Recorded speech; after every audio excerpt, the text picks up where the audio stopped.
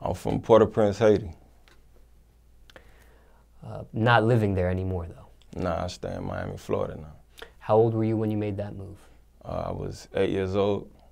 I made a move. I had an uncle that was in the service. He sent for us. And then, you know, I had, all my family was in Florida, so. So this was something you asked him to do, or it was his suggestion, hey, let's bring you to the States? I mean, it was, my parents felt like that was the best move for us at the time. You know what I'm saying? Haiti was kind of crazy, and they just brought us here so we could have a better life. Your parents came too, or they stayed behind? My mom came, and then later on my father came also. I see. Yeah. Why not the whole family go at one time? Why did Dad stay behind? Well, you know, I have 26 brothers and sisters, so it was other kids that was behind, so I guess my dad made sure everybody was situated before he made that turn to come to America. 26 brothers, 26 brothers and sisters together. Right. I've never heard of a family that big before. Yeah, well, my dad was a Rolling Stone, so you know. Is that normal for a Haitian guy to have that many kids? It kind of is, though, yeah. What's the average? I mean, I don't know the exact amount, but. But what do you usually hear? Like, what's 10. Like 10. 10. Okay, so 10 is not out of the norm. Right. 26 is a lot, but you know. Okay, so 26 you agree is a lot. Yeah. You know what I'm saying? We're a big family. Nah, it's never too much. You know what I'm saying? I would love to interview your dad about 26 kids. That would be a crazy interview. Right. Now, okay, from the same mom and dad, how many though? Out of the 26? 4. Okay. And where are you on that ladder? Oldest, middle, youngest? From my mom, I'm the youngest. Okay. But from my dad, I got like 3 younger brothers. Okay, so born in Haiti, moved to Miami. Right. When you were 8.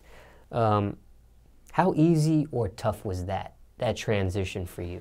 It was real tough, you know. Like I said, you had the language barrier to where the situation where I didn't speak English. You know, Creole was my first language.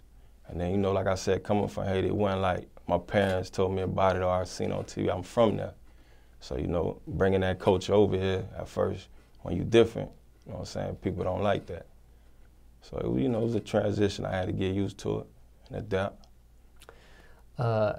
Not only that, I'm sure you left, aside from family, you left friends behind and that sort of thing.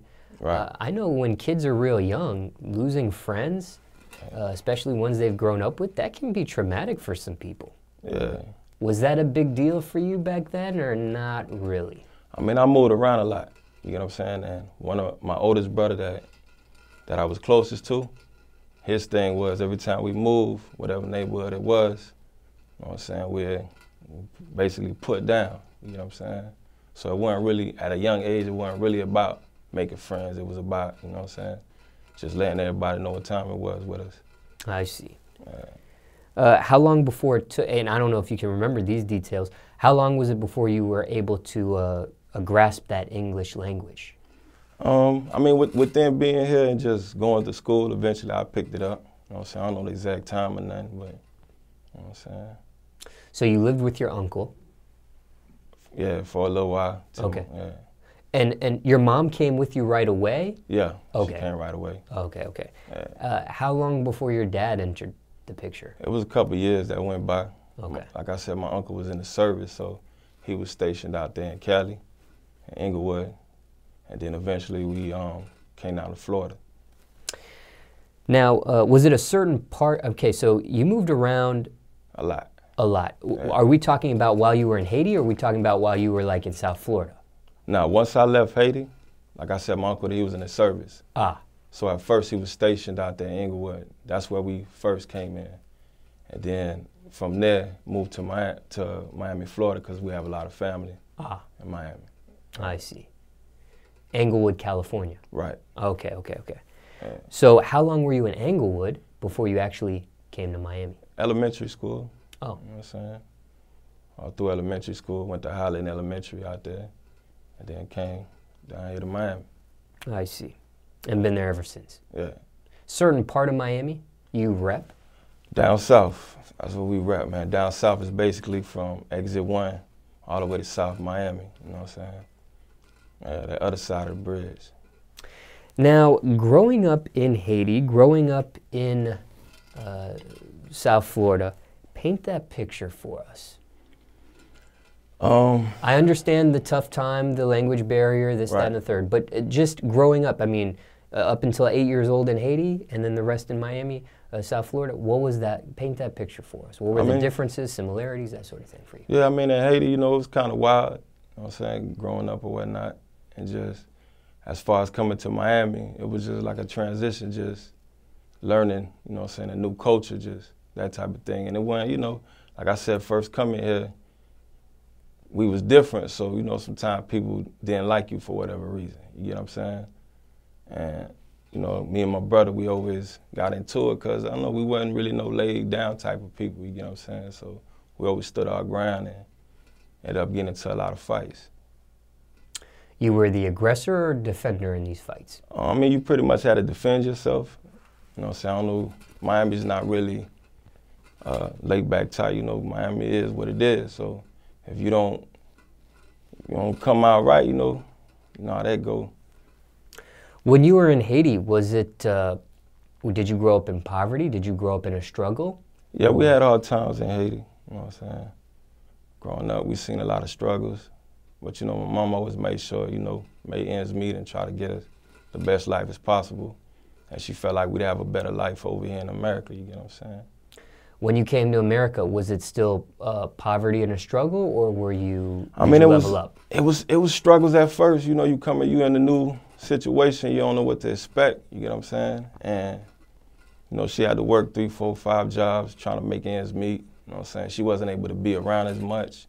So really, we was out here was out here wilding out at first, you know what I'm saying? But it was, you know, it's part of growing up.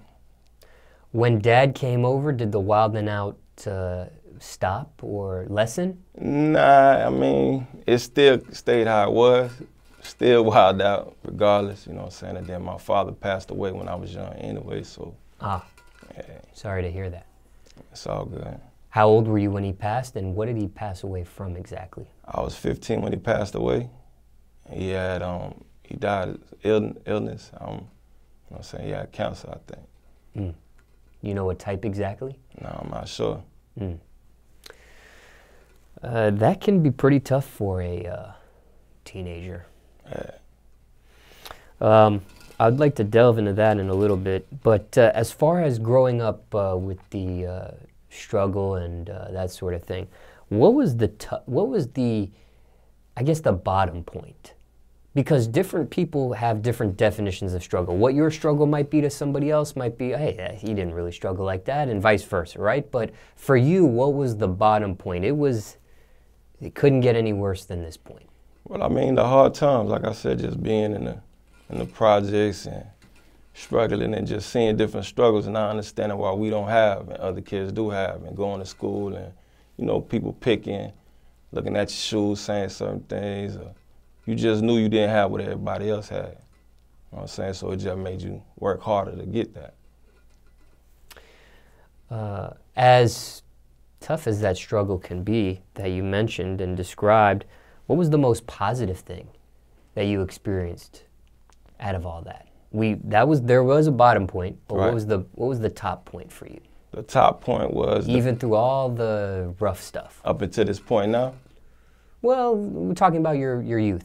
Yeah, I mean, just going through it and still, you know what I'm saying, just overcoming things and still being me and respecting who I am and not changing or trying to be something I wasn't. It was either they want to accept me for what it was and, you know, just putting down really. Now, in regards to your father, when he moved to America, did you live with him or just your mom the whole time? Well, my mom was here first. When my father came, he came and lived with us, yeah. In regards to your father, so you had a pretty close relationship with your father. Yeah. In regards to your father,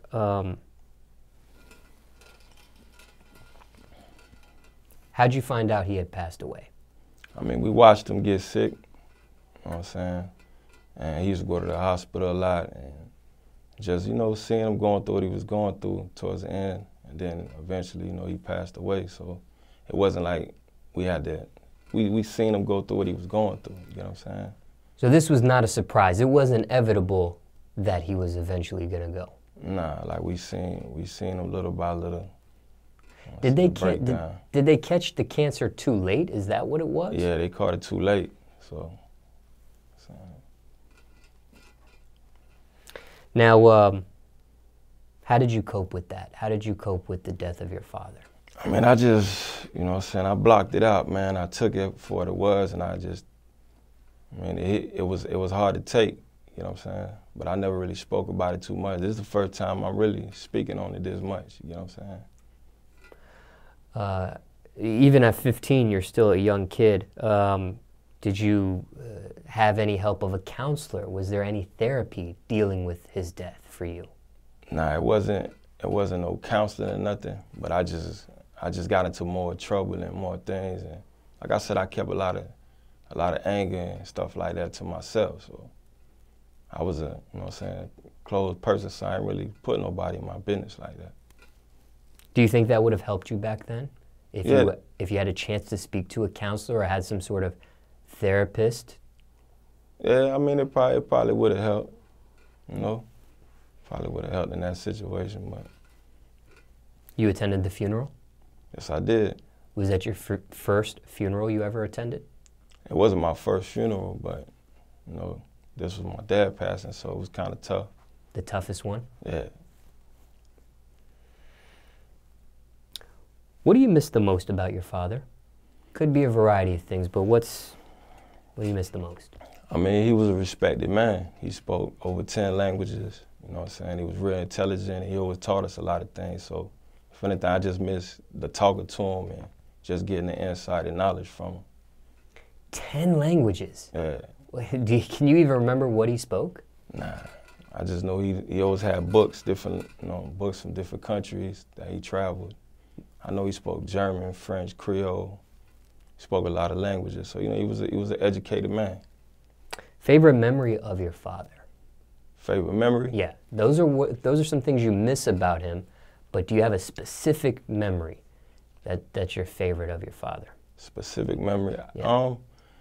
Even after he passed away, just going through pictures and seeing what it was, he played for the Haiti national soccer team, and just me seeing that he was an athlete and everything that he did, and just knowing, you know what I'm saying? That was like a little memory, you know what I'm saying, to think, my boy, okay, playing sports. Somebody watching this, Right. maybe they have just experienced the death of a parent. I personally have never gone through that yet, so I don't know what that feels like, but you have. Right. What advice, if any, would you share on coping with the death of a parent? Now, circumstances could be different for everybody, but is there any general advice you have? Somebody going through it right now. I mean, it's nothing that you could try to do. I mean, it's something that's going to be painful, and it's something that you have no control over. You get what I'm saying? You just got to accept the fact that they're in a better place. Were you making music before his death? Nah, I started, I mean, we always did little freestyles or whatever, it was rap, and everybody would tell me, like, you know, maybe I should do that. You know what I'm saying? Maybe you should do music or whatever, because I had good wordplay, things like that. But it wasn't serious at that time? Nah, I didn't take it serious. Everybody else felt like I should. Have you ever made a song about your father yet, now that you do have a serious music career? Nah, I haven't done that. Not yet. Now, okay, growing up, we talked about a variety of things that you experienced, but what kind of kid were you in class? Let's talk about your schooling days. School? I mean, you were a fighter. You were doing a lot of fighting. Yeah, I mean, I was a trouble kid, you know? CSI, I lived in CSI. It was the coldest room in the school. I remember being in CSI all the time. Coming in and like, oh, here come Jay coming here, go ahead, this is your seat here. And just always being in trouble, you know what I'm saying? Somebody watching this never heard of CSI before. What does that mean? That's basically indoor suspension. It's like they trying to keep you in school, but you always get in trouble, so you gotta be in there. Ever been, okay, so that's in-school suspension. Right. ISS. You've been suspended before from school? Yeah, well, I was suspended 26 times before I hit 6th grade. Oh, wow. Yeah, you know, I was Dade County Turnaround Student of the Year, that type of thing. They just, you know, they tried to work with me to figure out what I was going through and why I kept getting in trouble, so. You became Student of the Year after those 26 times? Yeah. Incredible. Right. How did you turn it all around? How does it's almost like a light switch just went on or I just had a good year, you know what I'm saying? It was a year where I didn't get in trouble as much. I don't know what it was. Stayed out of trouble, so it was like, okay, for him to do this turnaround, they tried to give me some awards to keep me in the right direction. Did it work? Not really. You veered back off. Yeah, I ended up getting back in trouble again. Because something happened. You just don't go from 26 fights to Student of the Year. I mean, Right. Something in your environment switched. I couldn't tell what it was. I just, like I said, I stayed out of trouble for that year, so then. Well, why so much in trouble? Why 26 times suspended? Why? Because somebody watching this would be like, maybe you learned after 2, 3 times, 5 times, 10 times, 20 times, 26 times? Why so much? 26, because, I mean, that's just the number that I remember, and it was always that, like, constantly getting suspended and seeing it. Look, you've been suspended 26 times, man, what's going on with you? Them trying to understand what's going on. It was simple. I was different, you know what I'm saying? Like I said, I was coming from Haiti. And a lot of people didn't like me for whatever reason, you know? They used to say crazy things to you, like you dirty Haitian, whatever it was. And I was the type of kid you couldn't just say anything to me. So just off you talking crazy, we get out of class, I'd probably be waiting right there for you. And I would fight a lot and get in trouble, but, you know what I'm saying? I just felt like I wanted everybody to respect me, you know what I'm saying? So if you disrespected, we had to bump. Violence was the way to get the respect. Yeah, at that time. Were there other Haitians in school with you? Yeah, it was other Haitians, and some of them were getting jumped, and some of them, you know, they was getting beat up in school in different situations, and sometimes I would stick up for, I'm the type of person I don't like to see nobody get picked on, especially not somebody I got a similar story to. You know, we call it Zoe life, you know what I'm saying? If you Haitian, you come from Haiti, we know your story because we all share that similar story, you know what I'm saying? So once I know you come from that same struggle, you know what I'm saying, I would a lot of times, and that's how I would get into fights. I see a Haitian getting picked on, and you know what I'm saying, hey, I get in there, we end up fighting too. Where does that phrase come from, Zoe? Zoe? Yeah. Zoe basically means bone, you know what I'm saying? And the whole process when you Haitian is like union fait la force, which means together we strong, you know what I'm saying? And your bones basically connect your body, you know what I'm saying? So basically Zoe means stick together, that type of thing. Now what about as far as music while you were in school?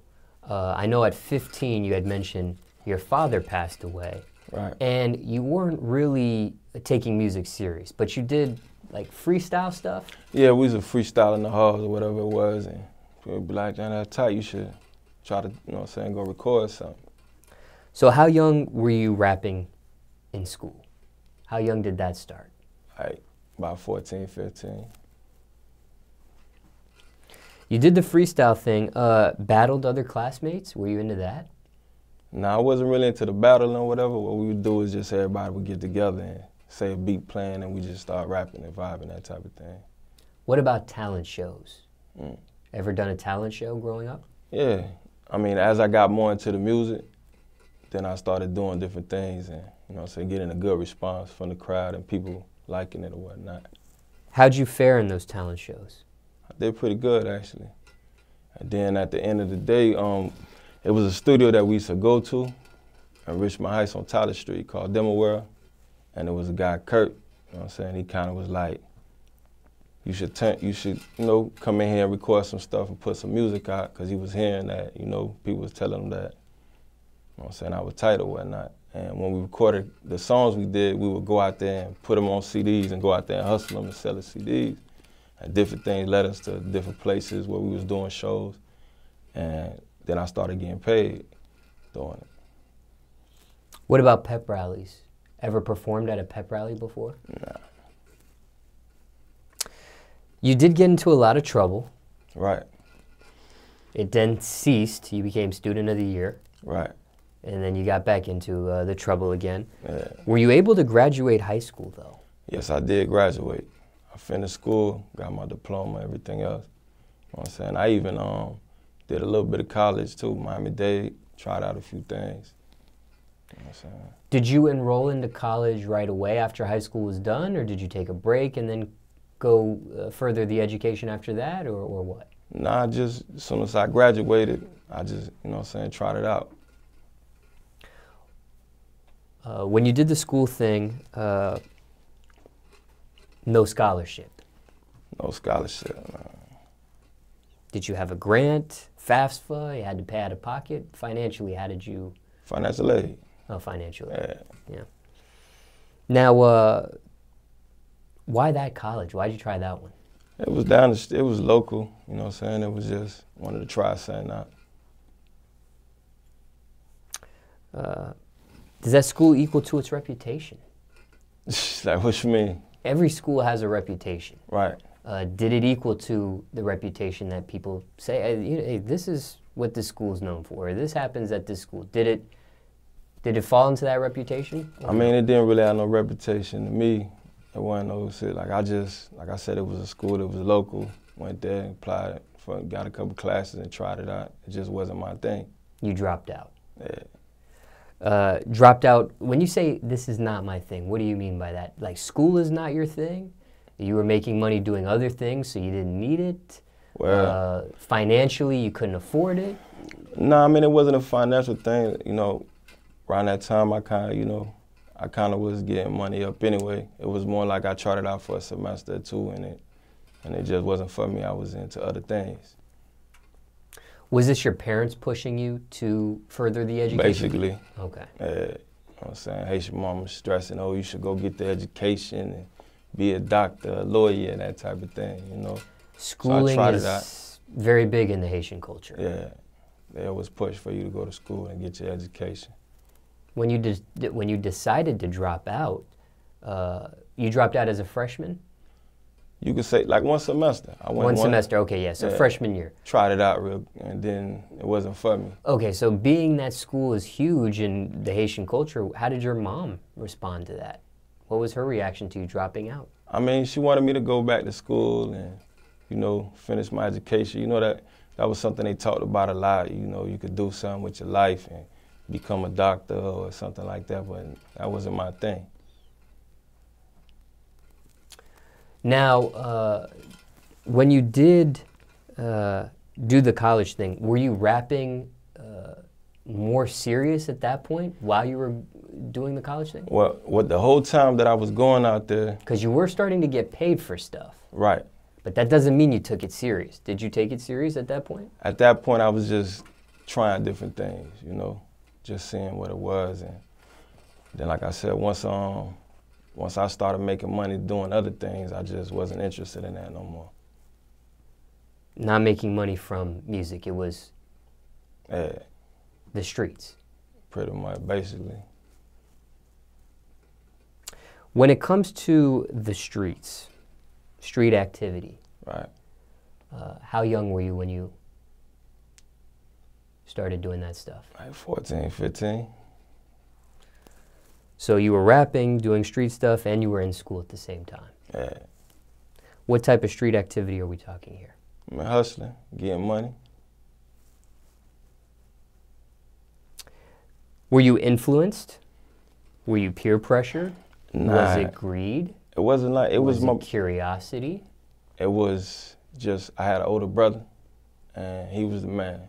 And I watched the lifestyle that we came from, and him getting money, and him being able to do certain things, and it just made me want that same thing. You know, so he put me on, and you know, we got money together. Looking back, dealing with the streets, that is a very risky path. There's consequences that can come from that. There's stress, there's the looking over your shoulder feeling, there's violence, right. There's some sort of imprisonment, whether it's jail or actual prison. Yeah. And not to mention, it can lead to death. Right. Why go that route? Well, at that Did age, you know these things going into it? I knew that what came with it. Of course, you know, you respect the game and everything that come with it, but I ain't think about all that. I just was getting money, so once the money started coming, that's all I was on, was getting that bread, so. You could have made a different decision, though. It wasn't like a forced decision. It wasn't like your only choice. You weren't like born and bred into that. Nah, I wasn't. Like I said, I tried. My parents pushed me to go to school, so I tried to do the school thing, you know what I'm saying? It's just, like I said, my older brother, just seeing him and what he was doing, and it's like, okay, I could do this school and be on this square shit, whatever it is, but it's money right here, so I got caught up in that and wanted to get the money up, so. Any regrets dealing with the street activity? Nah, I ain't got no regrets, man. You know, it is what it is. This book is writing itself. Life is what you make it, man. So, you know, I don't regret nothing in my past. I ain't ashamed of nothing. It is what it is. Was it worth it? Was the risk worth the reward or what you got out of it? I mean, I was able to provide for my family. I was able to help my mom out, pay bills, keep the lights on. So, yeah, I'm going to say it was worth it. It's all on how you want to look at it. But your mom never asked you to go that route to get the money for that? She never asked that. She wouldn't even want that. That ain't what they want for you. You hid it from her? Of course, yeah. How did she find out? When I started getting locked up and them having to bond me out and seeing my charges, gun charges after gun charges, I asked them, like, where you getting these guns from and why you always getting in trouble? Then, you know, I caught an armed trafficking charge.